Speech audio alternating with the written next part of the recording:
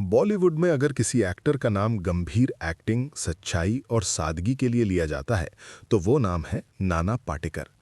लेकिन बहुत कम लोग जानते हैं कि इतनी बड़ी शोहरत पाने के बाद भी नाना पाटेकर आज भी शहर की चमक-दमक छोड़कर अपने गांव के घर में रहना ज्यादा पसंद करते हैं।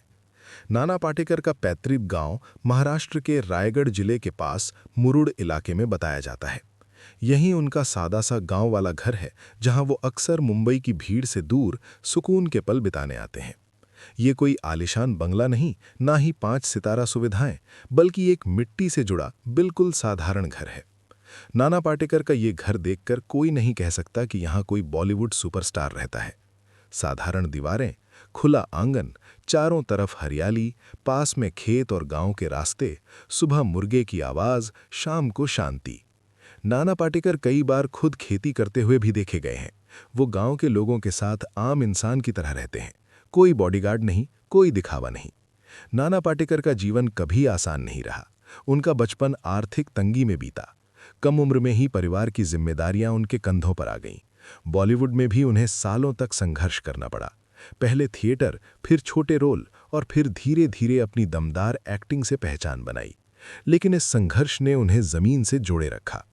एक इंटरव्यू में नाना पाटेकर ने कहा था कि शहर इंसान को अंदर से खाली कर देता है, गांव इंसान को पूरा बना देता है। गांव में रहकर उन्हें मिलता है मानसिक शांति, सादगी भरा जीवन, प्रकृति से जुड़ाव, असली इंसानों का साथ। इसीलिए वो शूटिंग खत्म होते ही अक्सर अपने गांव के घर चले जाते हैं। नाना पाटेकर गांव में सिर्फ एक अभिनेता नहीं, बल्कि अपनों में से एक इंसान है। गांव के बच्चों की पढ़ाई में मदद, किसानों की समस्याओं को समझना, सामाजिक कामों में हिस्सा लेना। इसी सोच से उन्होंने आगे चलकर नाम फाउंडेशन की शुरुआत की, जो आज भी किसानों और गरीबों की मदद करता है।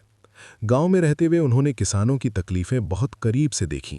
सूखा, कर्ज, आत्महत्या जैसी समस्याओं ने उन्हें अंदर तक हिला दिया।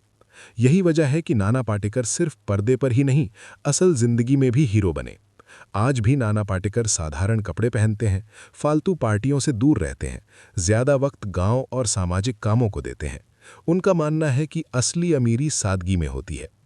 ये घर हमें सिखाता है कि शोहरत सब कुछ नहीं होती, मिट्टी से जुड़ाव जरूरी है।